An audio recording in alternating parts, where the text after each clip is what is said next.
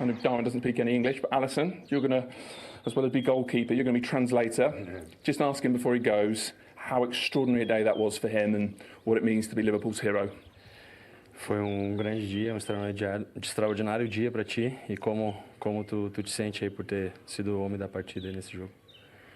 La verdad que me siento muy bien, muy contento por el equipo, por la entrega de mis compañeros. La verdad que lo hicieron muy bien después de la expulsión de Berg. Quedamos con 10 jugadores y es muy difícil mantener un partido y cuando vas perdiendo 1-0. La verdad que supimos tener cabeza y controlar el juego y la verdad que estoy muy feliz, muy satisfecho por el trabajo que vengo haciendo y la verdad que felicitar a mis compañeros. Trent, going to translate for us? I'm joking. Ali, think I can translate that? No, he said he's very happy. He say about the team did a really good job after we were one last player on the pitch after Verge got the red card, and we work really hard for this kind of moments. And he said mainly that he's very happy to come in and to help the team.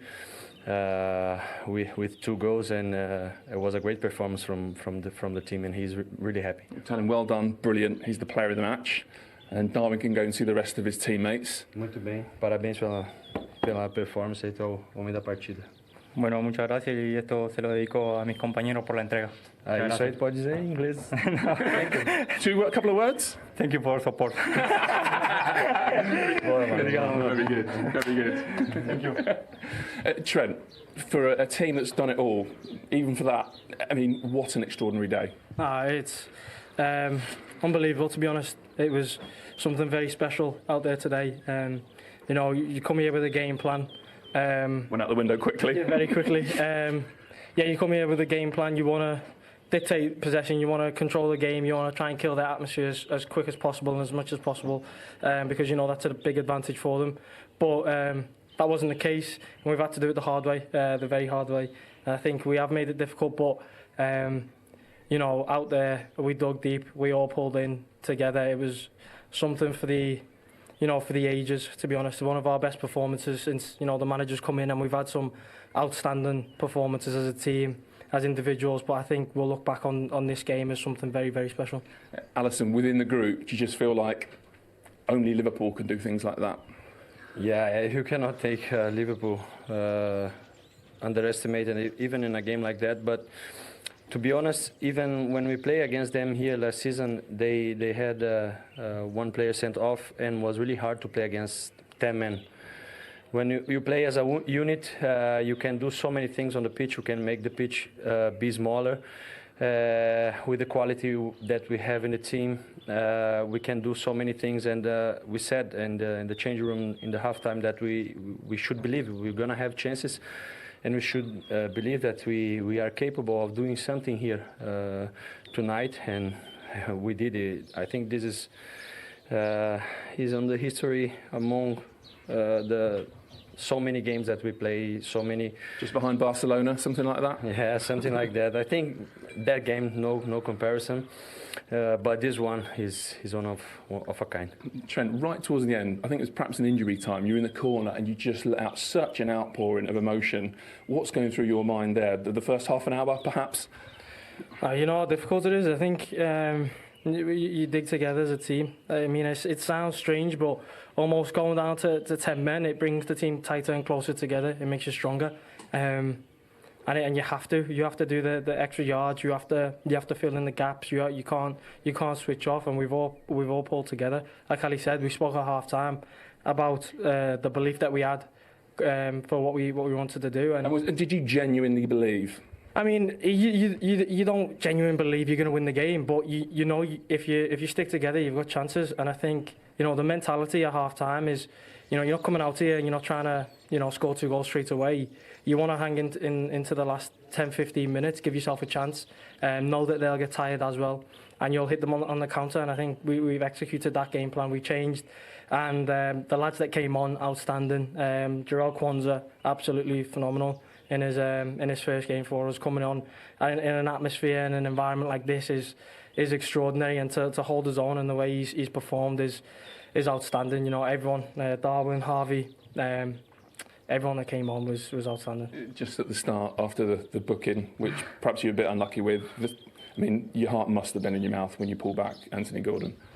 Nah, them things, it's always difficult, especially when you're away from home. You know, they can go against you, and you know, it was a bit of a mistake from me, and you know, it didn't help with the crowd on top of me and the team. And you just tell for people, because very few people have that experience where a really vociferous crowd like that gets on top of you and you make a mistake. How hard is it then to steady yourself? Oh, it is, of course, but you know, luckily me and the team are experienced in these things. We've played in difficult environments, we've played in difficult games, difficult situations, and we've been able to pull through. So we knew deep down that we had a chance to carry on and go and perform. Of course, concede the goal. We got a man sent off, but deep down we always believed we could leave with a result.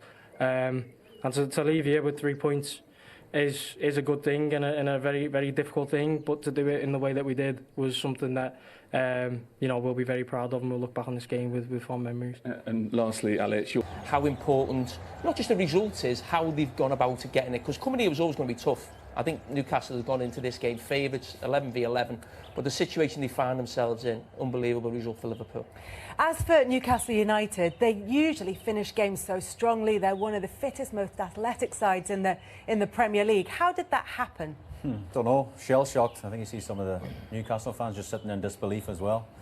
I think sometimes at 1-0 and the other team have got 10 men, you fall into a bit of a sort of false sense of security, and they had the chances, Newcastle. I mean, I remember a phenomenal save from Alisson first half, you shouldn't forget as well, but it's just disbelief, really. You know, if we had said that Liverpool would get a draw out of this game, they would have snapped your hands off, but to come here now with 10 men for a large part of the game and to win the game, it's just I don't know, it's a real blow for Newcastle, but take nothing away from Liverpool.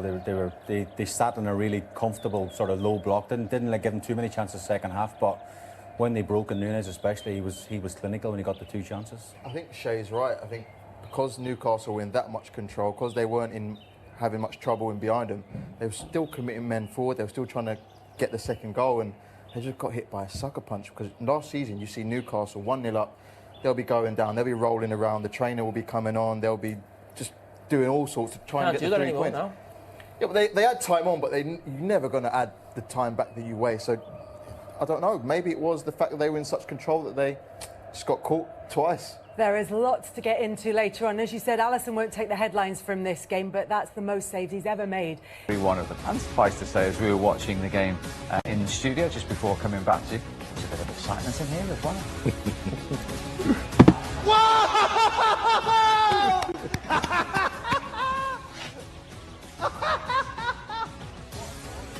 I told you it was going to be 2-1. I just didn't know. Mystic Michael was rather pleased with Liverpool's last-minute winner. Yeah, I don't often get excited. I certainly don't often run anymore. How's your hamstring after that? We were a bit worried, lads, weren't we? You two were firmly planted to the spot there, weren't you? Oh, dear. That just encapsulates what the Premier League's all about and what it means to everyone. No one could have predicted that. It was unbelievable. What a finish to the game. I mean, Darwin Nunez, I think he could rightly feel a little bit of grief for hardly playing at all. I mean, they played virtually everyone else, every other attacking option. And he's hardly played, but when he got a chance, wow, did he grab it? What adrenaline. The good news is Michael's hamstrings are fine. As we go live to St James's Park, Andy Robertson waiting to talk to us. Andy, well done. I mean, goodness me, that was amazing to watch. What was it like to play in at the end? What was that like, the adrenaline rush, when Darwin Nunez scores that second goal? Yeah, unbelievable. You know, obviously, I think a lot of people would have wrote us off at half-time, being down to 10 men, not playing our best football. Newcastle played well first half, they put us under pressure, they were winning all the 50-50s, but you know, slowly but surely at half-time we started to believe in ourselves. We looked around the changing room, we seen the quality we had, and you know, we probably dipped into what happened here last season. I think we went 2-0 up, they got Nick Pope set off, and then second half they probably dominated us, but luckily we had the 2-goal cushion, so we had to dip into that, we had to flip that. We knew we had the quality, we started keeping the ball well, and all we needed was one chance, and luckily we got 2. Your manager's used the phrase mentality monsters a couple of times over the last few years. I mean, what characters does it show from the group? Everyone, all those substitutes that came on, obviously Darwin Nunez as well. Yeah, unbelievable. You know, I think that was a message at half-time. We were going to need every sub in there. to be so ready to come onto the pitch. And yeah, we needed the lads that were on the park. So look, Darwin came on and he caused his threat in behind. His finishing's unbelievable. And yeah, look, we have competition in the places. I think I heard Michael saying that he's probably not as happy not playing as many minutes so far this season, and you're probably right. But it's about showing that attitude when you come to the pitch. It's about scoring goals. It's about causing the defenders problems and making the manager have something to think about. And obviously Darwin done that, and I thought all the subs that came on done extremely well. Andy, you mentioned the subs that came on. Talking of the centre halves, you've probably got with all due respect, your fourth choice and your sixth choice or something like that, centre half. How well did the centre half pairing play, and how difficult is that when there's such a change around when there's a red card? I thought Joey was absolutely outstanding. I thought he came on, obviously in a difficult moment. We're 1-0 down, we've just went down to 10 men, the crowd are up, and it's only looking as if it's going one way. I thought Joey calmed us down, to be honest. I thought Joey started getting his foot on the ball, started playing his passes, and I thought he was tremendous. I thought he was exceptional for 60, 70 minutes, however long he played. And the big man coming on for his Premier League debut, I don't think there's much tougher places and much tougher conditions, but I thought he done outstanding. When you go 2-1 up, it's then about, you've been pushing all game, and it's about then flipping it and trying to hold on. And I thought, they didn't have any chances after that. We limited them to chances in the second half, and when they did, I thought, we called upon Ali.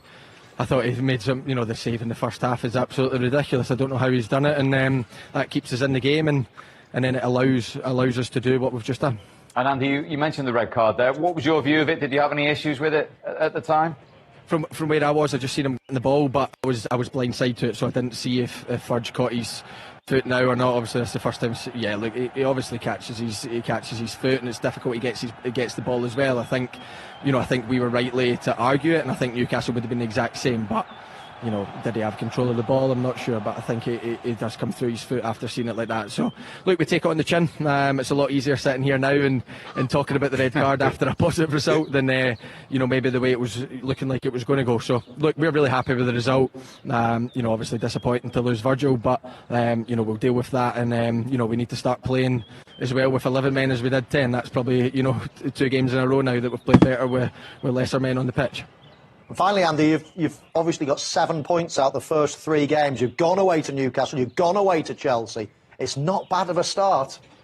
Yeah, not bad. Look, our away form last season wasn't good enough. We knew that. At home, relatively, we were good enough, but away from home, we let ourselves down. And it's a good start. 4 points. Chelsea was a difficult game. We know we didn't play as well. We know we had obviously less possession, and they were probably hard done by not to get the win. But we dug deep and we got a 1-1 draw. And then, today. Look, we didn't play our best, of course we didn't, but the determination, the desire in the second half was second to none, and you need that away from home, especially when you come to a place like this. The crowd are up, they're in a good moment, the fans are loving the team, and they create a special atmosphere here, and we certainly quietened them down near the end, and like I said, we need to continue that away form if we want to do anything this season. Very well done, Andy. Appreciate you chatting to us. Thank you very much indeed. Thanks very much. 7 minutes. So a first goal at St James's Park for the former Everton player against Liverpool. A first red card as a Liverpool player for Virgil van Dijk. Thoughts? Andros, I tell you what, you go first because you're neutral. I think Virgil van Dijk does a lot wrong here. He's lazy initially in terms of not getting across. The decision to then go and make a challenge is probably ill-advised, but I still don't believe that's a red card. I don't think there's enough there. How do you know that's a goal-scoring opportunity? I think initially he's lazy, he should get over earlier. He should not maybe make the challenge, but that is not a red card.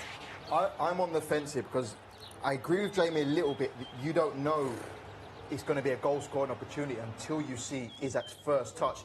But then you're denied Isak's first touch because of Van Dijk swiping him and taking him out. So I disagree. I think it's a penalty. I think it's the right decision. It's not a penalty. Sorry, excuse me. It's a red card. Why?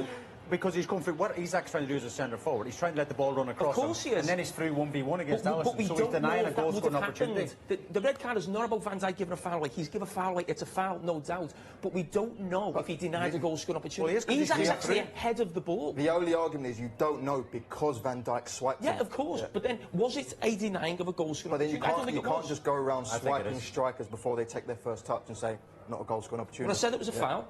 I said he was poor getting across, but do you think that he denied a goal? I'm on the fence. I'm VAR on this one. I'm not on the fence. I think it's the right decision. I think VAR had a look at it as well, and I think that John Brooks has got the right decision. for me. Right decision, wrong decision, somewhere in the middle. Because the rules of denying a goal scoring opportunity, we don't know if it was a goal scoring opportunity. Yeah, but he lets it run across him, he's clean. But we didn't get there. Liverpool go. Minutes in, the huge talking point of this first half. What was your initial reading of this, Les? My initial reading was it's a foul, and you heard me shout straight away, if it's a foul, it's a sending off. Because for me, if he's goes after that, he's